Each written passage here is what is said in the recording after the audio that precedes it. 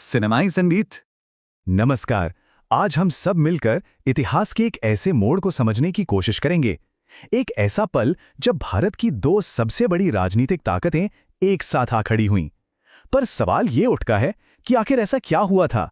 क्या वजह थे जिसने उन्हें एक साथ आने पर मजबूर कर दिया? और इस कहानी के केंद्र में थे कुछ बहुत बड़े नाम, जैसे लोकमान्य तिलक, मोहम्मद अली जिन्ना और एनी बेसेंट। ये वो लोग थे जिन्होंने दशकों की दूरियों को मिटाने की कोशिश की और जिनके प्रयासों ने सच कहूं तो भारतीय स्वतंत्रता संग्राम की दिशा ही बदल कर रख दी। और ये सब हुआ कहाँ? ये हुआ 1916 में, ऐतिहासिक शहर लखनऊ में। तो चलिए आज हम इसी ऐतिहासिक समझौते को परत दर परत समझने की कोशिश करेंगे। हम देखेंगे कि ये एकता का मंच कैसे तैयार हुआ, इस समझौते के असली सूत्रधार कौन थे, उनकी मुख्य मांगें क्या-क्या थीं और सबसे जरूरी इसकी विरासत क्या रही, इसने हमें जोड़ा या बांटा, और आखिर में एग्जाम के लिए कुछ क्विक फैक्ट्स भी देखेंगे। तो सबसे पहले इस समझौते की अहमियत को समझने के लिए हमें थोड़ा पीछे चलना होगा। 1916 के उस दौर में उस वक्त का माहौल कैसा था? देखिए, उस समय भारतीय राष्ट्रवादी आंदोलन एक संगठित ताकत नहीं था, बल्कि सच तो यह है कि वो कई टुकड़ों में बटा हुआ था। अब ये दरारें थीं कौन सी? असल में दो बड़ी दरारें थीं। एक तो थी कांग्रेस के अपने ही घर में, यानी नरम दल और गरम दल के बीच, जिनके विचारों में जमीन आसमान का फर्क था। और ये कोई नई बात नहीं थी, ये मतभेद लगभग एक दशक से चला आ रहा था। और दूसरी बड़ी दरार थी कांग्रेस और मुस्लिम लीग के बीच, जिनके बीच राजनीतिक अविश्वास की खाई लगातार गहरी होती जा रही थी। और जाहिर सी बात है, इस तरह की फूट का नतीजा क्या होता? ब्रिटिश शासन के खिलाफ हमारा आंदोलन काफी कमजोर पड़ गया था। लेकिन फिर कुछ ऐसे नेता सामने आए जिन्होंने इन दरारों को भरने का बीड़ा उठाया, और उन्होंने एक ऐसा गठबंधन बनाकर दिखाया जिसकी शायद उस वक्त किसी ने उम्मीद भी नहीं की होगी। और ये तस्वीर ये उसी ऐतिहासिक लम्हे की गवाह है। साल था 1916 और जगह थी कांग्रेस का लखनऊ अधिवेशन, जिसके अध्यक्षता कर रहे थे अंबिका चरण मजुमदार। ये अधिवेशन एक मील का पत्थर साबित हुआ। क्यों? क्योंकि यहीं पर सालों की कड़वाहट को पीछे छोड़कर नरम दल और गरम दल एक बार फिर से एक ही मंच पर साथ आए। तो इस एकता के पीछे कौन थे? इसके पीछे तीन प्रमुख हस्तियों का बहुत बड़ा हाथ था। लोकमान्य तिलक और एनी बेसेंट, जिनके प्रयासों से कांग्रेस के ये दोनों बिखरे हुए गुट एक हो पाए। और फिर लोकमान्य तिलक और मोहम्मद अली जिन्ना, जिन्होंने कांग्रेस और मुस्लिम लीग के बीच की खाई को पाटने का काम किया और राजनीतिक एकता की नींव रखी। तो सवाल यह है कि इस नई नवेली एकता का नतीजा क्या निकला? नतीजा था लखनऊ पैक्ट या लखनऊ समझौता। इसे एक तरह से स्वशासन के लिए पेश किया गया एक जॉइंट डिमांड चार्टर या एक संयुक्त घोषणा पत्र समझा जा सकता है। चलिए अब जरा देखते हैं कि इन मांगों में आखिर था क्या। तो जो पहला हिस्सा था वो पूरी तरह से लेजिस्लेटिव यानी विधायी सुधारों पर फोकस था। इन सभी मांगों का अगर निचोड़ निकालें तो वो एक ही था, भारतीयों को ज्यादा अधिकार और ज्यादा प्रतिनिधित्व मिले।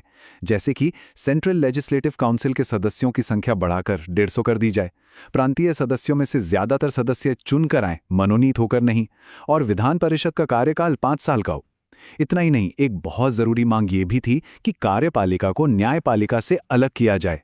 और हाँ, जो भारत सचिव की मोटी तनख्वाह थी वो ब्रिटिश सरकार दे, भारत के खजाने से क्यों जाए, ताकि हम पर आर्थिक बोझ थोड़ा कम हो। अब आते हैं समझौते के दूसरे हिस्से पर, और ये हिस्सा पहले से भी ज्यादा महत्वपूर्ण था और हाँ, थोड़ा विवादास्पद भी। ये पूरी तरह से अल्पसंख्यकों के प्रतिनिधित्व और उनके अधिकारों पर केंद्रित था। इसका सबसे बड़ा और मुख्य बिंदु क्या था? केंद्र सरकार में मुसलमानों के लिए 1/3 यानी 1/3 सीटों का आरक्षण। और यही वो बात थी जो कांग्रेस और मुस्लिम लीग के बीच हुए इस समझौते का एक बहुत बड़ा आधार बनी। और सिर्फ इतना ही नहीं, कांग्रेस ने यहां एक बहुत बड़ा कदम उठाया। उसने पृथक निर्वाचक मंडल यानी सेपरेट इलेक्टोरेट्स की व्यवस्था को मान लिया। इसका मतलब सीधा सा था, मुस्लिम प्रतिनिधि को सिर्फ मुस्लिम वोटर ही चुनेंगे। इसके साथ साथ एक वेटेज सिस्टम भी लाया गया और एक खास वीटो पावर भी दी गई। इसका मकसद यह था कि कोई भी कानून किसी भी अल्पसंख्यक समुदाय की मर्जी के खिलाफ अगर उसके 3/4 सदस्य विरोध करें तो पास ना हो पाए। तो फिर इस समझौते का हमारी राजनीति पर असर क्या हुआ? इसकी विरासत क्या रही? सच पूछिए तो इसका असर दो धारी तलवार जैसा था। इसने एक तरफ तो एकता पैदा की, लेकिन दूसरी तरफ भविष्य में होने वाले विभाजन के बीज भी कहीं ना कहीं इसी में छिपे थे। ये जो दोहरा असर है वो यहाँ साफ दिखता है। एक तरफ ये हिंदू मुस्लिम राजनीतिक एकता का एक सुनहरा दौर था, एक हाई पॉइंट था। इसी की वजह से कांग्रेस के नरम दल और गरम दल भी एक हुए। लेकिन सिक्के का दूसरा पहलू भी था।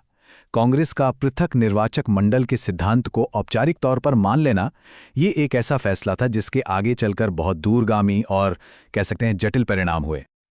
चलिए अब फटाफट इस समझौते से जुड़े कुछ सबसे ज़रूरी फैक्ट्स पर नज़र डाल लेते हैं, जो एग्ज़ाम के लिहाज से बहुत काम के हो सकते हैं।